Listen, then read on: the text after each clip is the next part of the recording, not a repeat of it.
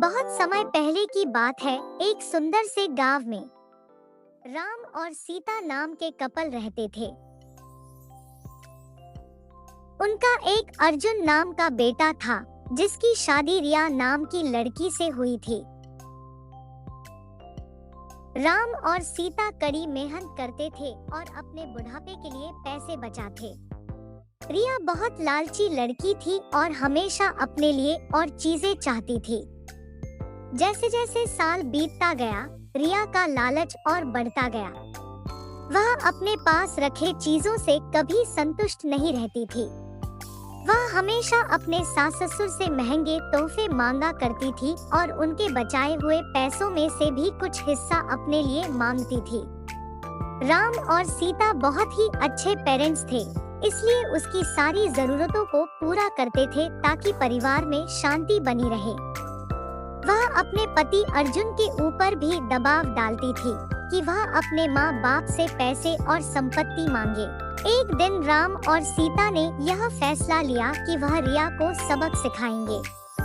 वह उसे बुलाते हैं और बोलते हैं कि हमने यह फैसला लिया है कि हम अपनी जायदाद का कुछ हिस्सा अपने बच्चों में बांटेंगे और उसका कुछ हिस्सा तुम्हें भी देना चाहते हैं। रिया खुशी से झूम उठती है क्योंकि वह हमेशा से यही चाहती थी, लेकिन राम और सीता के मन में कुछ और ही चल रहा था। उन्होंने एक खाली बैग उसे दे दिया और बोला, बेटी यह तुम्हारे हिस्से की संपत्ति है। रिया उस बैग को देखकर गुस्सा हो गई। उसने उस खाली बैग को जमीन पर फेंका और मेरा मजाक उड़ाने की आप दोनों की हिम्मत कैसे हुई? मुझे पैसे चाहिए, ये खाली बैग नहीं। राम और सीता ने उसे कहा, बेटा जिस तरह तुम हमसे लड़ती हो और हमसे हमेशा पैसे मांगती रहती हो, तो हम क्या भगवान भी तुम्हें कभी कोई खुशी नहीं देगा। अपनी गलती का एहसास होने लगा। राम और सीता ने शांत तरीके से उसे समझाया और बोले, रिया सच्ची संपत्ति सिर्फ पैसे और चीजों के बारे में नहीं है। यह प्यार, दया और जो कुछ भी तुम्हारे पास है उसके लिए आभारी होने के बारे में है।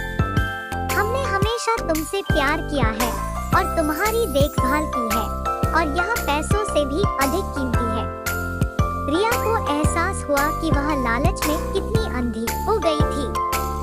उसको अपने किए गए बर्ताव के लिए पछतावा होने लगता है।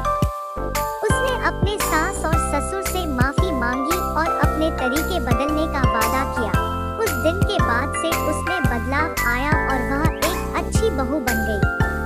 रिया के बदलाव की बात पूरे गांव में फैल गई और सभी ने एक बेहतर इंसान बनने के लिए उसकी प्रशंसा की।